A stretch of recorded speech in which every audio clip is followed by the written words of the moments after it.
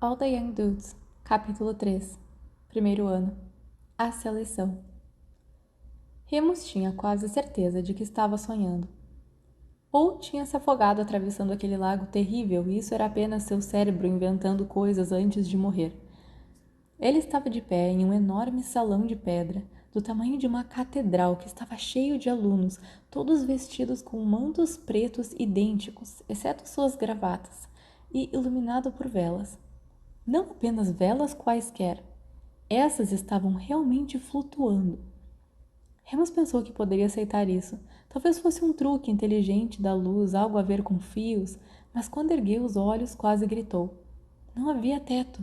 Apenas o vasto céu noturno, pairando acima deles, nuvens cinzentas, pendentes e estrelas cintilantes. Ninguém mais parecia interessado, exceto pela garota ruiva, Lily, e algumas outras crianças cujos pais também deveriam ser trouxas. Remus estava com seu uniforme agora e se sentia um pouco melhor por estar vestido como todo mundo. Os outros alunos se sentavam em longas mesas de banquete, sob as bandeiras de suas casas.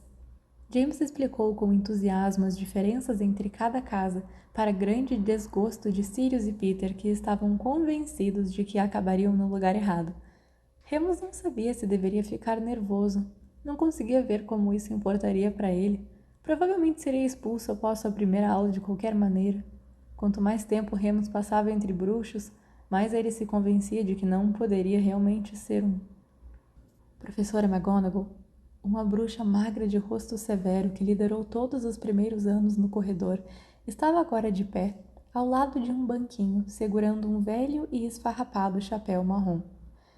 Esse foi o teste sobre o qual James falou. Tinham que colocar o chapéu, então de alguma forma cada um seria classificado em uma das casas. Remus olhou para cada uma das bandeiras. Já sabia que não iria acabar em Corvinal. Não se você tivesse que ser inteligente. Aquela com o texugo não lhe despertou muito interesse. Eram animais meio desanimadores, especialmente em comparação às cobras. E se fosse para escolher uma gravata, gostava da cor verde também. Mas então James e Peter eram entusiastas da Grifinória e, visto que foram as únicas pessoas a serem amigáveis até agora, não se importaria de ficar com eles. O menino chamado Simon Arnold foi o primeiro a ser chamado. O chapéu foi colocado em sua cabeça, cobrindo a metade superior de seu rosto. Remus se perguntou se o cheiro era tão ruim quanto parecia. A diretora sempre fora maníaca sobre piolhos e ele esperava que nenhuma das crianças que viessem antes dele os tivesse. Simon foi prontamente selecionado para Lufa-Lufa, a casa dos texugos, sob aplausos tumultuosos. Sirius Black foi o primeiro do grupo a ir, e ele parecia positivamente nauseado ao se aproximar do banquinho. Houve alguns assobios da mesa da Sonserina. Alguns alunos mais velhos estavam chamando por ele, duas jovens com cachos escuros e as mesmas maçãs de rostos salientes e lábios carnudos que Sirius, que agora estava tremendo no banquinho. O salão ficou em silêncio por alguns momentos quando o chapéu pousou na cabeça de Black. Então, o chapéu guinchou. Grifinória! Houve um momento de silêncio atordoante, antes que as palmas viessem desta vez. McGonagall gentilmente tirou o chapéu da cabeça de Sirius e deu a ele um pequeno e raro sorriso. Ele parecia completamente horrorizado, lançando um olhar desesperado para a mesa da Sonserina, onde as duas garotas que antes assobiaram, agora cochichavam, os olhos estreitos. Ele se levantou e caminhou lentamente até os grifinórios, onde foi o primeiro aluno novo a ocupar um lugar sob os estandartes vermelhos e dourados. A classificação continuou. Lily também foi colocada na Grifinória e se sentou sorrindo ao lado de um Sirius de aparência muito miserável. Quando finalmente chegou a sua vez, Remus ainda não conseguia ver o motivo de tanta agitação. Ele não gostava muito de ter todos os olhos em si enquanto avançava para a frente, mas fez o possível para ignorar. Teria enfiado as mãos no bolso do jeans e encurvado a postura normalmente, mas em seu novo uniforme estranho, o efeito não teria sido o mesmo. Se sentou no banquinho, com McGonagall olhando por cima do nariz a ele. Ela o lembrava um pouco da diretora, e nojo subiu em sua garganta. Ela baixou o chapéu sobre os olhos dele. Tudo escureceu. Não cheirava nada, e a paz e o silêncio foram, na verdade, aliviantes. Uma voz suave falou em seu ouvido. Foi o chapéu. Remus tentou não se envergonhar enquanto aquele ronronava baixinho. Você é diferente, não é? O que devemos fazer com você? Talvez Corvinal? Há um bom cérebro aqui. Remus se encolheu, sentindo como se alguém estivesse brincando com ele. Não era muito provável. Mas então, o chapéu considerou, você pode ir longe, muito mais longe, se colocarmos você em Grifinória! Remus arrancou o chapéu da cabeça assim que ele o classificou, sem esperar que McGonagall o removesse. Correu para a mesa da Grifinória, mal registrando os aplausos e comemorações ao passar. Se sentou em frente a Lily e Sirius. Lily lhe direcionou um sorriso contente, mas ele apenas olhou para o prato vazio. No momento em que os pés surgiram, Remus tinha se recuperado um pouco e fora capaz de observar com algum interesse enquanto Peter, o menino pequeno e rechonchudo, corria para o chapéu seletor. Peter era o tipo de garoto que não duraria 5 minutos no St. Edis. Ele tinha um estado perpetuamente nervoso e inquieto, que os outros meninos tirariam sarro. Remus ficou surpreso que James, que era o oposto de Peter, relaxado e seguro de si, transbordando confiança, estava sendo tão gentil com alguém tão obviamente inferior. O chapéu demorou muito tempo em Peter. Até os professores pareciam ficar nervosos com os passados minutos. Finalmente ele foi classificado na Grifinória, e muito mais rápido também foi James, que caminhou até a mesa com um grande sorriso no rosto. Isso é ótimo! Ele se dirigiu aos 3 outros meninos. Todos nós conseguimos! Sirius gemeu, sua cabeça entre os braços sobre a mesa. Fale por si mesmo, respondeu ele, a voz ligeiramente abafada. Meu pai vai me matar. Não consigo acreditar, Peter continuou dizendo, os olhos arregalados. Embora ele claramente tivesse conseguido o que queria, continuava torcendo as mãos e lançando olhares por cima do ombro como se alguém pudesse vir a qualquer momento e pedir-lhe para tentar de novo. McGonagall veio, mas colocou a mão ossuda no ombro de Remus. Sr. Lupin, ela disse baixinho, mas não tão baixo que os outros meninos não pudessem ouvir. Você poderia vir ao meu escritório depois do jantar? É ao lado da sala comunal da Grifinória. Um dos monitores pode mostrar você. Remus acenou com a cabeça, mudo, e ela saiu. Que foi aquilo? James perguntou. McGonagall já quer ver você? Até Sirius ergueu os olhos agora, curioso. Remus deu de ombros, como se ele não se importasse de qualquer maneira. Ele sabia o que eles estavam pensando. O garoto rude já estava em problemas. Sirius estava olhando para o seu olho roxo novamente. Felizmente, a comida apareceu, distraindo a todos. E realmente tinha aparecido. Os lugares anteriormente vazios foram repentinamente preenchidos com um banquete real.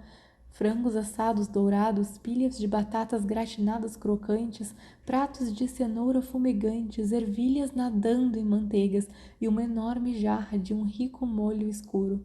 Se a comida fosse assim o tempo todo, Remus achou que conseguiria ignorar chapéus falantes e colegas de casa snobs. Ele prestou muita atenção quando um dos monitores da Grifinória, que se apresentou como Frank Longbottom, conduziu os primeiros anos à sala comunal em uma das torres. Remus odiava se perder e se esforçou para cimentar a jornada em sua mente enquanto eles avançavam. Fez uma anotação mental do tamanho e formato de cada porta que entravam, cada retrato que passavam e quais escadas se moviam. Ele estava tão cansado e cheio de comida boa que os retratos em movimento e as escadas não pareciam mais fora do lugar. Assim que chegaram ao corredor certo, Remus viu o escritório de McGonagall, marcado com uma placa de latão bem cuidada, e decidiu ir logo à reunião, acabar com isso o mais rápido possível. Ele parou do lado de fora da porta e estava prestes a bater quando James apareceu. Quer que esperemos por você, cara? Por quê? Remus perguntou, olhando o garoto de cabelo escuro com desconfiança. James encolheu os ombros. Para que você não fique sozinho. Remus o encarou por um momento, antes de balançar a cabeça lentamente. Não, estou bem. Ele bateu. Entre! Uma voz veio de dentro. Remus abriu a porta.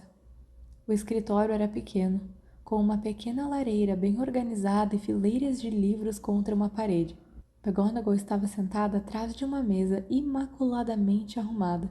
Ela sorriu levemente e gesticulou para Remus se sentar na cadeira em frente. Ele o fez, fungando e esfregando o nariz. É um prazer conhecê-lo, Sr. Lupin, a professora disse com um sotaque escocês agudo. Seu cabelo era escuro, puxado para trás em um coque apertado, e ela usava uma túnica verde escura presa por um feixe dourado em formato de cabeça de leão. Estou ainda mais contente por ter você na casa da Grifinória, da qual eu sou diretora. Remus não disse nada. Seu pai era da Corvinal, você sabe? Remus deu de ombros. McGonagall franziu os lábios.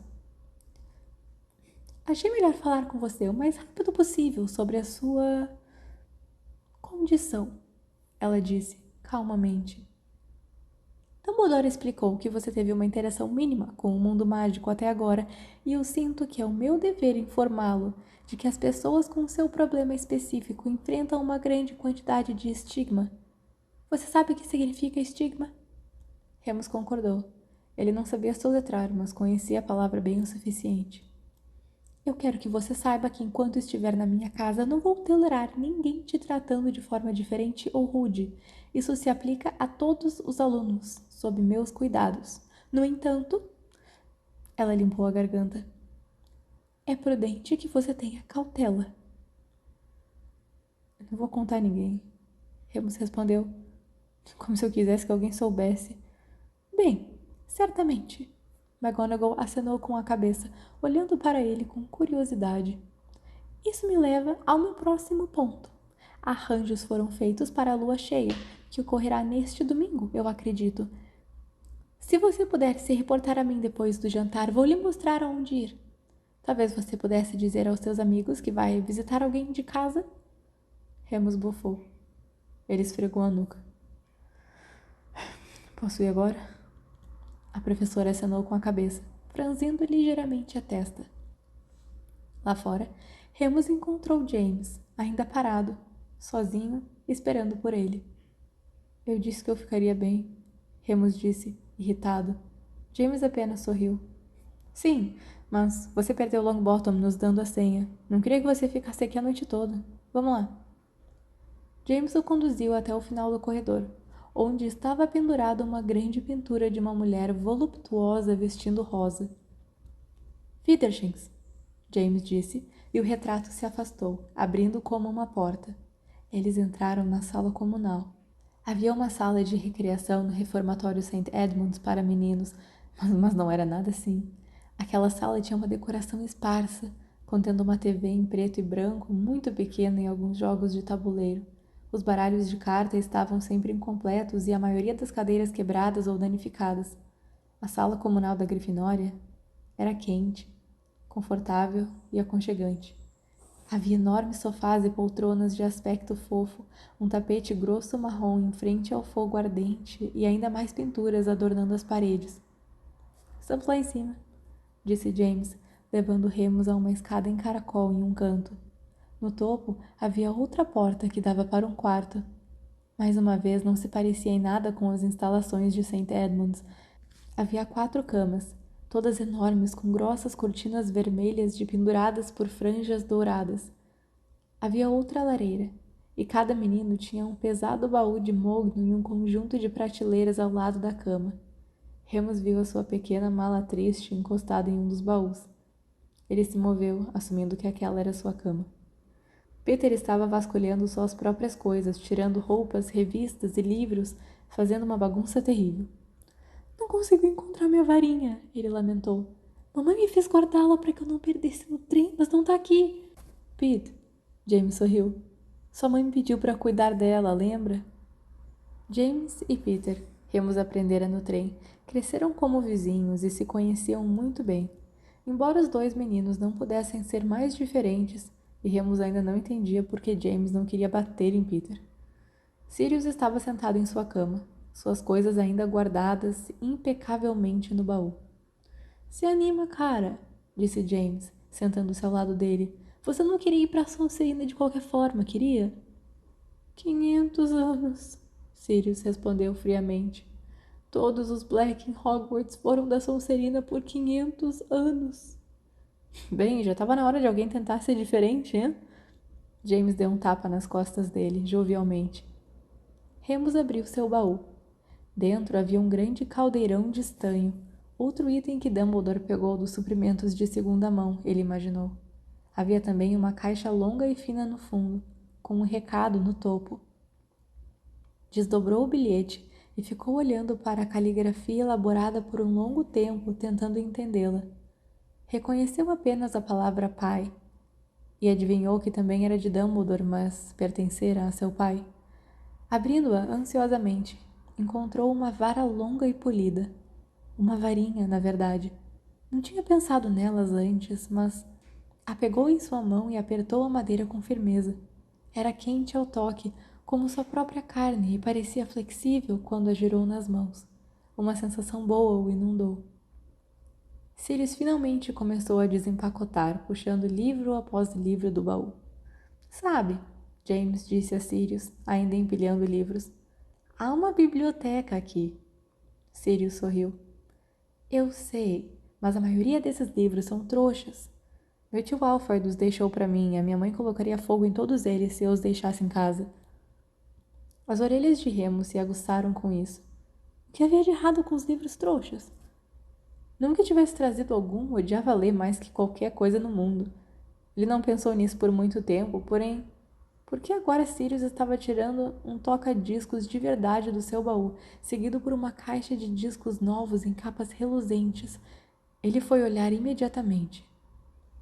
Aquilo é Abbey Road? Ele perguntou, olhando para a caixa de vinil. Sim, Sirius sorriu, entregando-o a ele. Remus limpou as mãos em suas vestes antes de pegá-lo, manuseando-o com cuidado.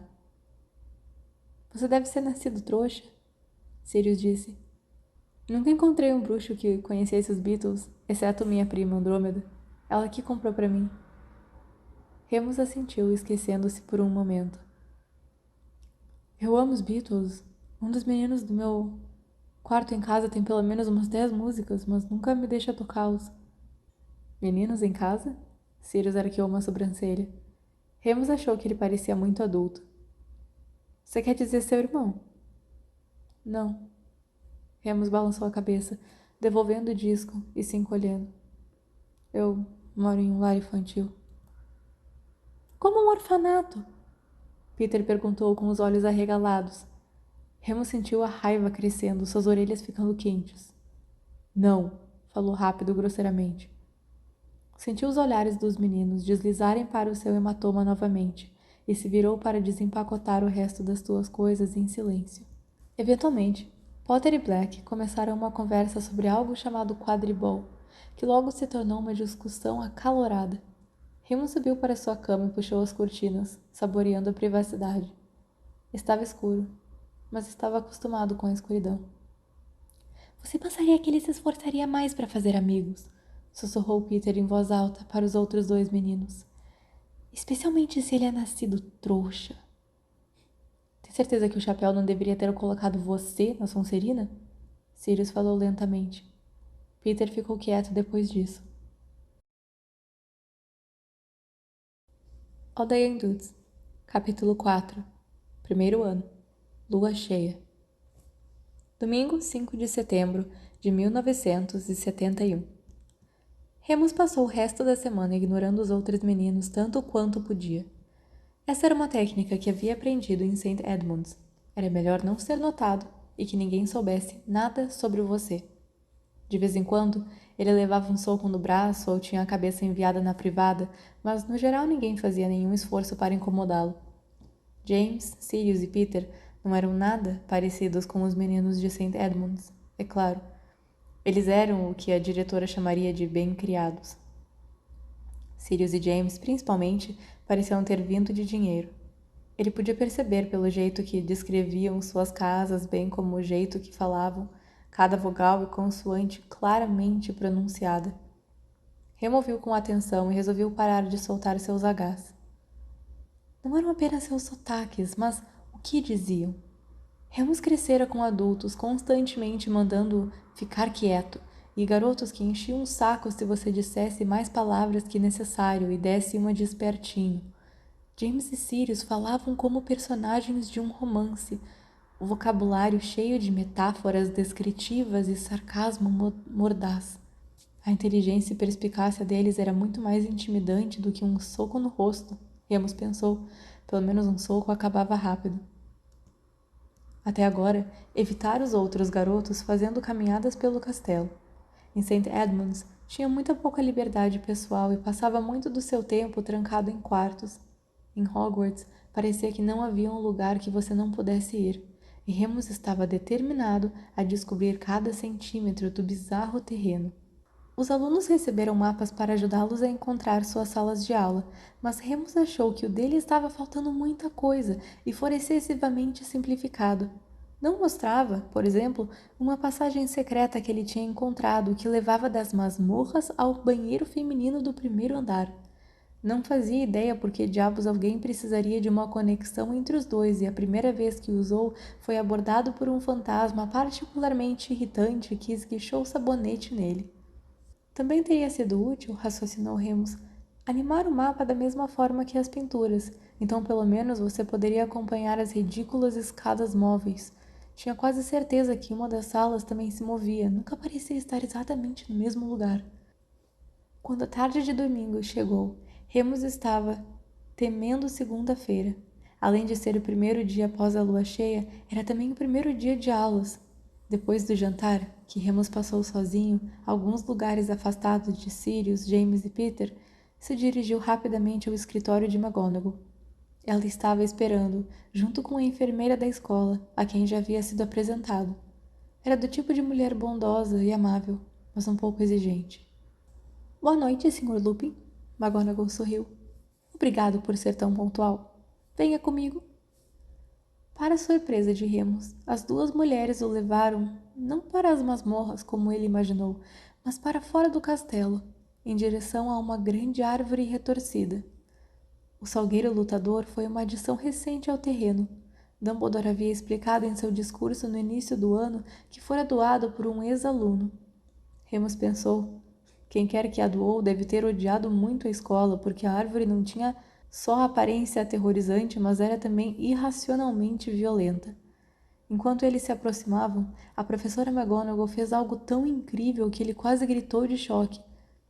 Ela pareceu desaparecer, encolhendo-se de repente até que não estivesse mais ali. Em seu lugar estava um gato malhado de olhos amarelos. Madame Pomfrey não deu nenhum sinal de surpresa enquanto o gato corria em direção à árvore que estava balançando os galhos como uma criança dando chilique. O gato conseguiu correr direto para a árvore, escapando de ferimentos, e pressionou a pata contra um dos nós do tronco. A árvore ficou instantaneamente imóvel. Remus e Madame Pomfrey continuaram, entrando em um buraco embaixo da árvore que Remus nunca havia notado antes. Lá dentro, McGonagall estava esperando por eles, uma bruxa novamente. A passagem estava mal iluminada por tochas e um brilho esverdeado, e no final havia uma porta. Esta se abriu em uma pequena cabana, que parecia abandonada há muito tempo. As janelas foram fechadas com tábuas e as portas aparafusadas. Aqui estamos. McGonagall tentou parecer agradável, embora fosse um lugar muito sombrio. Agora, eu espero que você entenda que não podemos ficar com você, mas você gostaria que a Madame Pomfrey esperasse do lado de fora até que a transformação fosse concluída? Remus deu de ombros. Eu vou ficar bem. Como faço para voltar amanhã? Eu vou passar aqui assim que o sol nascer, Madame Pomfrey o assegurou. Fazer seus curativos e te mandar para as aulas antes que alguém perceba que você partiu. Ela sorriu, mas seus olhos pareciam tristes. Isso deixou Remus desconfortável. Mas então, estava chegando aquele ponto da noite em que tudo o deixava desconfortável. Seu cabelo coçava, sua pele parecia muito apertada, sua temperatura subia. É melhor vocês irem, ele disse, rapidamente, retirando-se para a sala vazia. Havia uma pequena cama contra uma parede com lençóis limpos.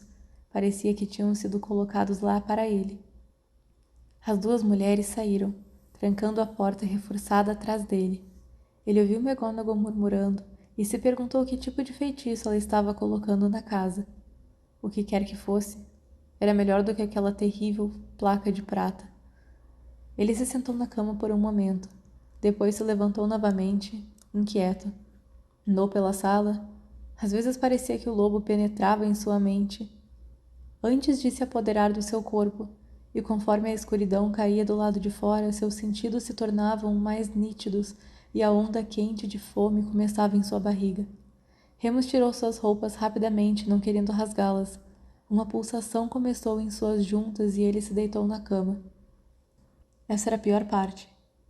Seu batimento cardíaco latejava em seus ouvidos, e podia jurar que ouviu seus tendões estalando enquanto se esticavam, seus ossos e dentes rangendo uns contra os outros, conforme se alongavam, seu crânio sendo dividido e remodelado.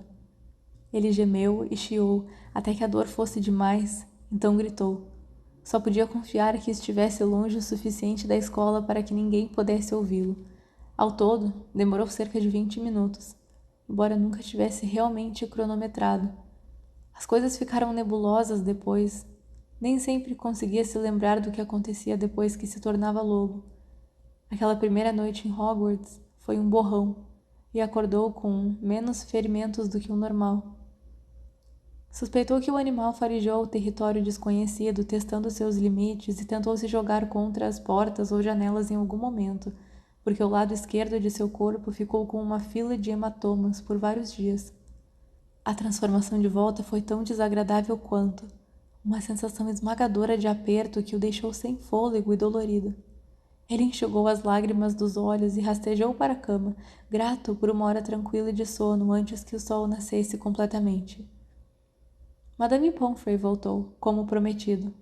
Falando em tons suaves, ela colocou as mãos frias na testa febril de Remus. Eu não gosto de sua aparência, disse ela, quando ele abriu os olhos sonolentos.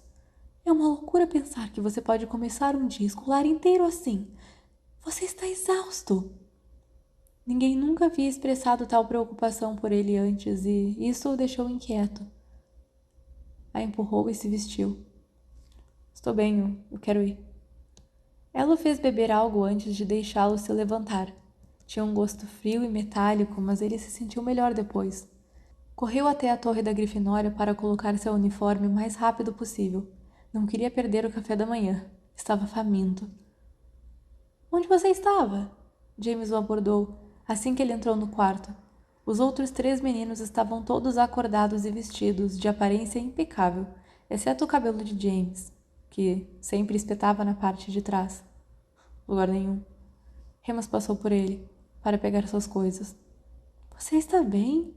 Sirius perguntou, olhando para longe do espelho onde estava alisando seu próprio cabelo. É, James acrescentou, observando Remus cuidadosamente. Você parece um pouco estranho.